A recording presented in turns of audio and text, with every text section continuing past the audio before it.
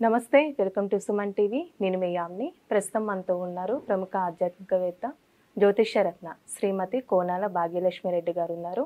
అమ్మతో మాట్లాడి మనకున్న సందేహాల గురించి అడిగి తెలుసుకుందాం. నమస్తే అమ్మ. నమస్తే అండి. అమ్మ, ఇప్పుడు సెప్టెంబర్ నెలలో అసలు కన్యా రాశి వారికి ఏ విధంగా ఉంటుందమ్మా? పరిహారం ఏంటమ్మా వీళ్ళకి అసలు? గణానాన్వా గణపతికుం భవామహే కవిం కవీనాముపమస్రవస్రవం జ్యేష్ఠరాజం బ్రహ్మణస్పద ఆనశృణ్వన్నోతిభిస్సిదసాదనం ప్రణో దేవీ సరస్వతి వాజేవిర్వాజనేవతి ధీనామ విత్రయవతు గణేశాయ నమః సరస్వత్యై నమః శ్రీ గురుభ్యో నమః హరి ఓం. ఓం శ్రీ మాత్రే నమః. ద్వాదశ రాశుల వారికి సెప్టెంబర్ మాస ఫలాలు ఏ విధంగా ఉండబోతున్నాయో తెలుసుకుందామని ఇప్పుడు మనం అనుకుంటున్నాము. తెలుసుకుందాం మరి ఏ విధంగా ఉండబోతున్నాయి. 1/9/2024, 30/9/2024. ముఖ్యంగా చూసినట్లయితే కనుక మనకి మార్పులు చేర్పులు, గ్రహముల యొక్క మార్పు చేర్పులు మొట్టమొదటి తెలుసుకుందాం. 5వ తారీఖున బుధుడు సింహరాశిలోకి మారబోతున్నాడు. అదేవిధంగా 16వ తారీఖున యథావిధిగా రవి సింహరాశి నుంచి కన్యారాశిలోకి కన్యా సంక్రమణం జరగబోతోంది. అదేవిధంగా 19వ తారీఖున శుక్రుడు కన్యలో ఉన్న శుక్రుడు తులలోకి మారబోతున్నాడు. నెక్స్ట్ 24వ తారీఖున బుధుడు కన్యలోకి మారబోతున్నాడు, అంటే స్వక్షేత్రంలోకి రాబోతున్నాడు 24వ తారీఖున. ఇది గ్రహముల యొక్క సంచార వివరాలన్నమాట. అయితే ఏమిటంటే కనుక ఇప్పుడు ద్వాదశ రాశుల వారికి ఏ విధంగా ఉండబోతుందో అనేది మనం ఇప్పుడు పరిశీలించుకుందాం. కన్యారాశి వారికి మాస ఫలాలు కార్యక్రమానికి స్వాగతం. కన్యారాశిలో ఉన్నటువంటి కేతువు శుక్రుడు, ఆ కేతు శుక్రుల యొక్క పరిస్థితి ఎలా ఉంది, ఏమిటి సంగతి అనే విషయాన్ని మనం ఆలోచించినట్లయితే కనుక మనకి అన్ని విధాల యోగదాయకంగా ముందుకు వెళుతున్నారు. అయితే ముఖ్యంగా చూసినట్లయితే కనుక కొన్ని విషయాలలో కొన్ని అంటే షష్టమంలో శని భగవానుడు ఉండడం, అదేవిధంగా చూసినట్లయితే సప్తమంలో రాహువు, నవమంలో చూస్తేనేమో గురువు గారు, అదేవిధంగా దశమంలో కుజుడు, ఏకాదశంలో చంద్రుడు బుధుడు, ద్వాదశంలో చూస్తే రవి. అయితే ఏ విధంగా ఉంటుందయ్యా అంటే కనుక 2/3 అంటే 3/2 వేసుకున్నట్లయితే కనుక 2 వంతులు ఓకే, 1 వంతు ఒక విధంగా ఉంటుంది. అంటే ఏమిటంటే కాస్తంత చెప్పాలంటే కాస్త ఎగుడు దగుళ్ళు అనేది తప్పదు. తర్వాత ముఖ్యంగా ఏంటంటే కనుక గ్రహ సంచారం 3 వంతుల్లోని 2 వంతులు ఈ విధంగా ఉంటుంది. కాబట్టి మనం తీసుకోవలసినటువంటి జాగ్రత్తలు చాలా చక్కగానే తీసుకోవాలి. ఎందువల్ల అంటే కనుక మనం ఎప్పుడు కూడా మనం ఏమనుకుంటూ ఉంటామంటే బాగుంటే మన లాంటి వాళ్ళు గొప్పవాళ్ళు ఇంక ప్రపంచంలో లేరంటాము.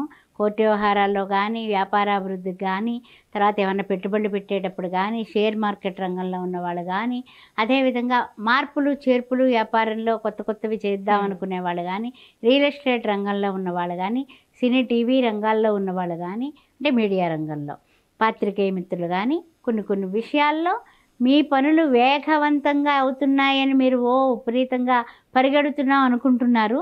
కానీ ఖర్చులని మీరు సమర్థించుకోకపోతే అప్పులు పాలు అయ్యేటటువంటి విషయం ఉంది. అంటే ఇప్పుడు వ్యాపారస్తులు కూడా ఆర్థికంగా ఏ విధంగా ఉంటుందమ్మా? వ్యాపారస్తులు అంతా బాగానే రొటేషన్ మంచిగానే జరిగిపోతూ ఉంటుందమ్మా. అయితే ఏంటంటే ఎక్కువ పెట్టుబడులు ఆశపడతాం కదా.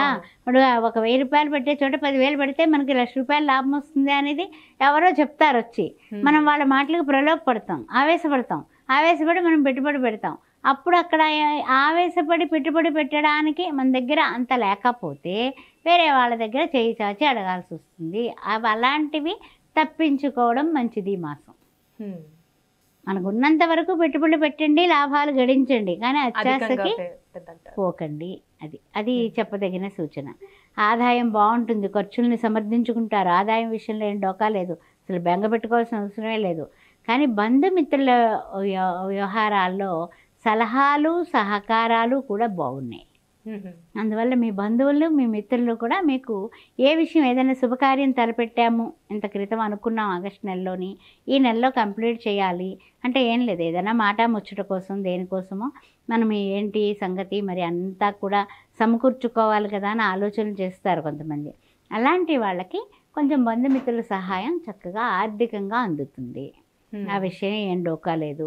అదేవిధంగా శుభకార్య ప్రయత్నాలు చక్కగా అనుకూలిస్తాయి. మీరు శుభవార్త వింటారు ఈ నెలలోని. తప్పనిసరిగా మనం ఆ ఆశ్వీజ మాసంలో ముహూర్తాలు పెద్దగా లేవు కాబట్టి కార్తీకంలో తప్పనిసరిగా చేసేద్దాం పెళ్ళి అనే నిర్ణయానికి వస్తుంది. మాటలు అయితే జరుగుతాయి అంటారు. జరిగిన మాటలు ఫిక్స్ అయిపోతాయి, ఆ విషయంలో డోకాలేదు. ఆ తర్వాత విషయానికి వస్తే కనుక మనోధైర్యం చాలా మీకు అవసరం అనమాట. ముఖ్యంగా ఈ కన్యారాశి వాళ్ళకి ఏమిటంటే కనుక అవునా కాదా అనే మీమాంసలో పడుతూ ఉంటారు. అందువల్ల మనోధైర్యంతో ముందుకు వెళ్ళాలి. మన ఏవ మనుష్యానం కారణం బంధమోక్షయోహో, ఏదో ఒక బంధనం మనిషిని అటు ఇటుగా మారుస్తూ ఉంటుంది, గడియారంలో పెండ్యులంలాగా.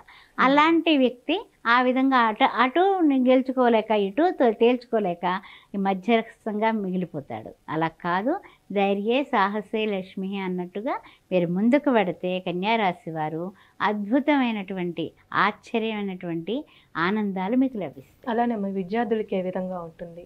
విద్యార్థులకి కష్టే ఫలే, కష్టపడతారేమో ఫలితం అనుభవిస్తారు. లేదు నేను దేవుడికి మొక్కుతున్నాను అనేసి వినాయకుడికి మొక్కి, వెంకటేశ్వర స్వామికి మొక్కి, అమ్మవారికి మొక్కాలి. కానీ ఫలితాలు వాళ్ళ మీద వేసేసి ఏదో రాసేస్తానంటే మాత్రం మంచి ఫలితం రాదు. అందువలన కష్టే ఫలి, కష్టపడేటటువంటి సమయమే ఇది. అమ్మ, ఈ రాశి వారికి సంబంధించిన పరిహారం అంటే ఏంటమ్మా అసలు? ఈ రాశి వారికి తీసుకోవాల్సినటువంటి పరిహారాలు ఏంటంటే కనుక కొన్ని విషయాల్లో మనం తొందరపాటు నిర్ణయాలు తీసుకుంటూ ఉంటారు. అందువలన మీకు రవి కూడా ఈ యొక్క రాశికి వస్తున్నాడు కాబట్టి రోజు సూర్య నమస్కారాలు చేయడం అనేది అలవాటు చేసేసుకోండి. ఇక 12th హౌస్లో ఉన్నాడు కాబట్టి 15వ తారీఖు దాకా చిన్న స్వల్ప అనారోగ్యాలు, అనవసరమైన ఖర్చులు కామన్ అది. కానీ ఏంటంటే అవన్నీ అధిగమించి సూర్య నమస్కారం ఇప్పటి నుంచి మొదలు పెడితే మీరు తప్పనిసరిగా మంచి కలుగుతుంది, మేలు కలుగుతుంది. ఆదిత్య హృదయాన్ని రోజు వినండి. చదవలేకపోవచ్చు, వినండి. పుణ్యమే కదమ్మా. ఆదిత్య హృదయం పుణ్యం, సర్వ శత్రు వినాశనం. శత్రువులు ఉండరు మీకు, ఇంకంతకన్నా ఏం కావాలి చెప్పండి. తర్వాత చూసినట్లయితే కనుక దుర్గాదేవిని ఆరాధించండి. ఆపదోద్ధారక దుర్గా స్తోత్రం అని ఉంటుంది, మనకి లలితా సహస్రనామ పుస్తకంలో ఉంటుంది, అది చదవడం. లేదా ఓం దుమ్ దుర్గాయ నమః అని మంగళవారం పూట ఒక్క పొద్దు ఉండి అమ్మవారిని దర్శనం చేసుకొని అమ్మవారి కుంకుమార్చన చేయించుకొని ఓం దుమ్ దుర్గాయ నమః అని 1008 సార్లు చెప్పుకొని ఆ రోజు సాయంకాలం పూట భోజనం చేస్తే మీకు అన్ని విధాలా కూడా ఆటంకాలన్నీ తొలగిపోతాయి. మంచి పరిహారం తెలియజేశారమ్మా, ధన్యవాదాలు. శ్రీమాత్రే నమః.